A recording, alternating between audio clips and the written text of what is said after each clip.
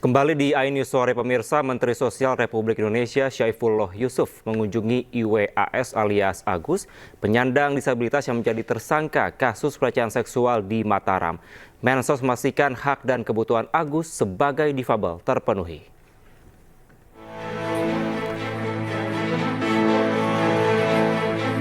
Menteri Sosial RI Syaifullah Yusuf menyambangi Mapolda Nusa Tenggara Barat untuk menemui penyandang disabilitas tunadaksa berinisial IWAS alias Agus yang ditetapkan sebagai tersangka kasus dugaan pelecehan seksual di Mataram. Didampingi Kapolda NTB, Mensos mengaku kedatangannya untuk menyapa tersangka Agus dan berdialog dengan kuasa hukumnya perihal kasus yang menjeratnya. Mensos juga memastikan segala hak dan kebutuhan Agus sebagai seorang penyandang disabilitas tetap terpenuhi. Dan saya tanya apakah kondisi baik-baik aja, dia bilang baik-baik ya. Sebatas itu saya tanya. Selebihnya kita dialog dengan pengacaranya apakah hak-haknya bisa dipenuhi. Dia mengatakan dipenuhi dan dilayani sangat baik menurut pengacaranya. Hingga kini jumlah korban yang melapor atas dugaan pelecehan seksual oleh Agus bertambah hingga mencapai 15 orang. 3 diantaranya masih di bawah umur. Nah, korban-korban lain kenapa baru muncul sekarang? Tentu ini sebenarnya adalah sesuatu yang ya bisa dilihat sendiri sekarang kan dengan adanya satu korban yang sudah berani aja masyarakat masih banyak yang sulit percaya gitu. Jadi ketakutan korban untuk kemudian tidak ada orang yang percaya itu sebenarnya yang membuat korban akhirnya selama ini banyak yang kemudian tidak muncul juga gitu. Berkas perkara kasus dugaan pelecehan seksual yang menjerat penyandang disabilitas Agus dalam waktu dekat akan dilimpahkan penyidik ke kejaksaan. Sementara para korban pelecehan seksual akan meminta perlindungan ke LPSK. Dari Mataram, Nusa Tenggara Barat, Hari Kasidi, iNews melaporkan.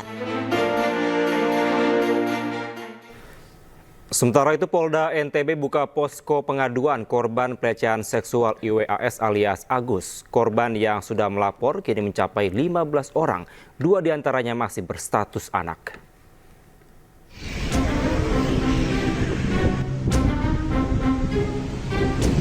Viralnya kasus pelecehan yang diduga dilakukan IWS alias Agus di Mataram, Nusa Tenggara Barat membuat Polda NTB membuka posko pengaduan. Posko pengaduan dibuka seiring dengan terus bertambahnya korban kasus ini yang melapor.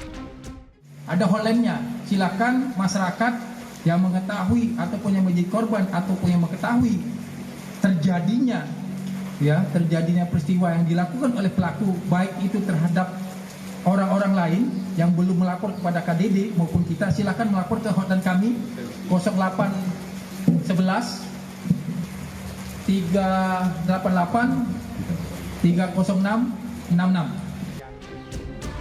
Data Komisi Disabilitas Daerah atau KDD Provinsi NTB menyebutkan hingga saat ini sudah ada 15 korban yang melapor. 2 diantaranya masih berstatus anak. Hingga saat ini penyidik Ditreskrimum Polda NTB telah meminta keterangan 8 orang saksi dan memeriksa 4 orang korban. Iya, tadi kalau kemarin kan 13. Ini hari ini ada tambahan 2 yang menyampaikan ke KDD. Tapi kita menginginkan sebenarnya kan dari korban-korban itu mau untuk melapor gitu ya, mau di BAP gitu, bukan sekedar melapor ke kita. Rencananya dalam waktu dekat polisi akan melimpahkan kasus ini ke kejaksaan untuk segera disidangkan. Dari Mataram, Nusa Tenggara Barat, Hari Kasidi, iNews melaporkan. Pemirsa, polisi membeberkan video cara Agus merayu korban perempuan yang akan dilecehkannya. Video yang diambil oleh salah satu pelapor ini juga menjadi barang bukti yang sudah dikantongi polisi untuk menjerat Agus Buntung. Mantra di tas saya sih, gitu, bawaan dalam dari lahir yang bisa baca seseorang. Saya tahu kamu lagi banyak masalah. Saya bilang kamu harus kuat. Video bujuk rayu Agus pada korbannya dirilis oleh polisi.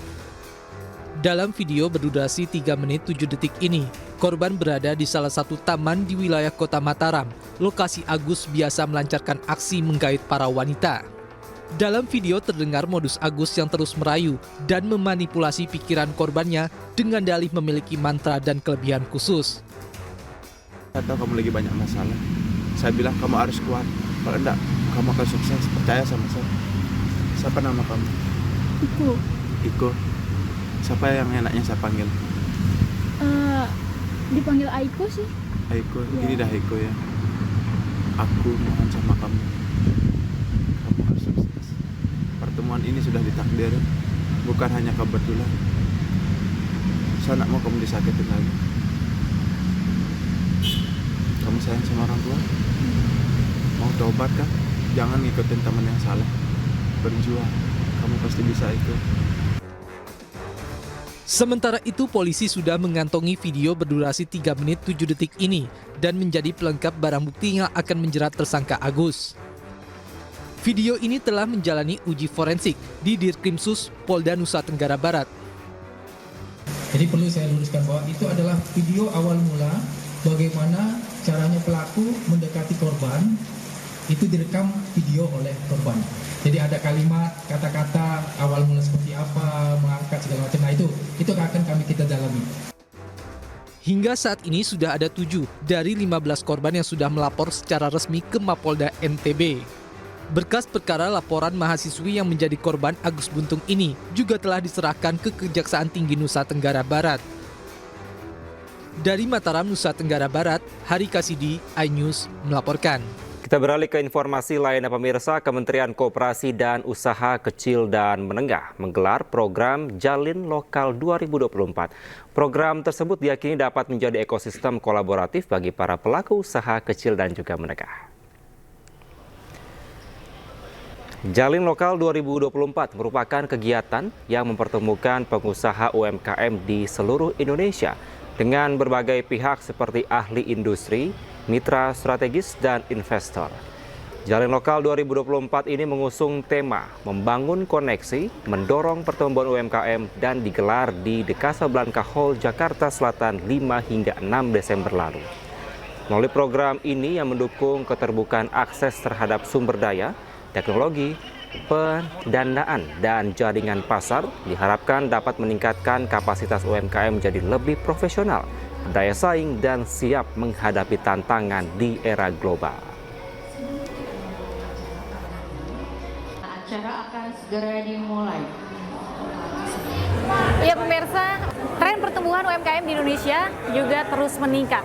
Namun sayangnya ada sejumlah tantangan, sejumlah challenge, dan juga ada beberapa hal yang menjadi kendala dalam perkembangan UMKM di Indonesia.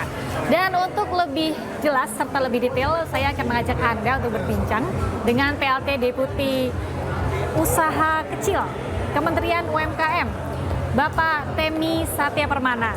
Pak Temi, apa kabar? Alhamdulillah, baik. Baik ya Pak? Baik. Berkaitan dengan UMKM yang trennya semakin meningkat, tapi ternyata di balik semua itu ada sejumlah kendala, ada tantangan juga yang dialami, termasuk persaingan-persaingan global. Nah, ini strategi pemerintah secara strategis ini apa langkah yang dilakukan? Oke, jadi gini, pertama kita tahu bahwa UMKM ini adalah 99,9% dari total pelaku usaha di Indonesia. Jadi pengusaha UMKM ini mayoritas ada di skala mikro. Kurang lebih 99,6 ini mikro. Jadi memang tugas kita berat, banyak sekali yang harus dibina. Akan tapi yang pertama mungkin kita benahi pertama dari sisi financial gap. UMKM ini masih terkendala akses pembiayaan. Kurang lebih sekitar 1.900 T yang harus kita suplai lagi, yang baru bisa dipenuhi oleh lembaga pembiayaan baru sekitar 60% lah ya dari seluruh total pelaku usaha. Dan juga akses pasar. Kami berjuang keras agar produk-produk lokal dan produk-produk dari pengusaha UMKM ini bisa diterima oleh masyarakat, sehingga pangsa pasar kita lebih didominasi oleh usaha produk lokal ini. Terlebih lagi juga kita minta mereka juga agar melek literasi digital, tapi dengan tidak menjual produk-produk impor. Kita mulai mendorong agar produk lokal mulai menjadi pilihan di platform e-commerce kita, dan juga pilihan di platform di pasar-pasar offline kita.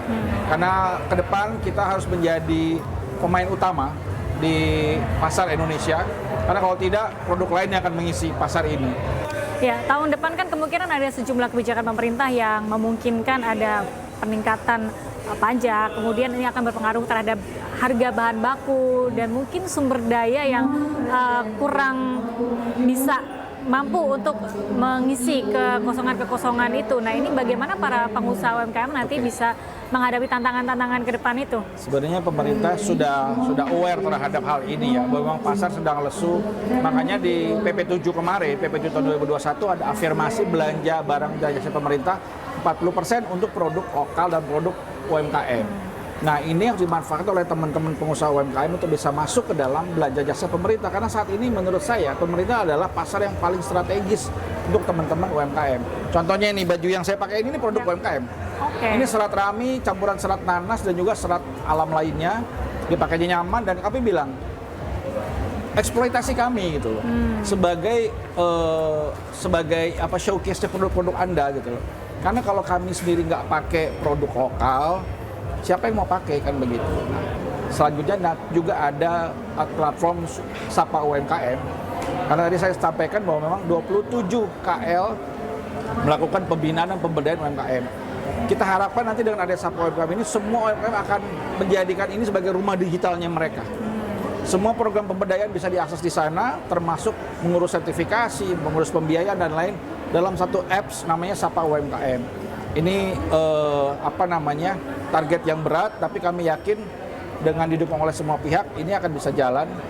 Mudah-mudahan di tahun depan sudah bisa di-launching, karena sekarang jumlahnya yang sedemikian besar, jutaan, masih tersebar di mana-mana.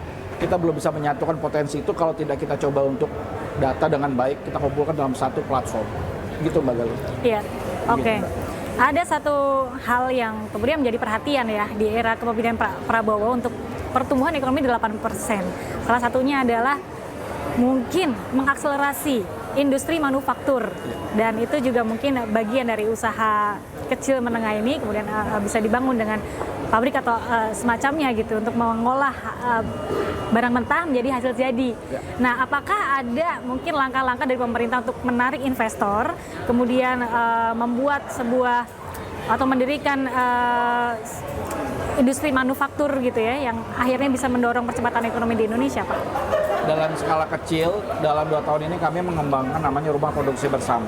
Itu ada terbangun 16 titik untuk hilirisasi produk-produk komoditas unggulan. Jadi memang dari mulai Aceh kami bangun untuk rumah produksi bersama nilam, di Sumatera Utara ada cabai merah, ada kulit di Garut, ini ada contohnya di sini, RPB Garut, juga rotan Sukoharjo, bambu di Manggarai Barat, di daerah Minsel, Minahasa Selatan ada produk kelapa, di Pangkajeni Kepulauan Sulawesi Selatan ada produk garam.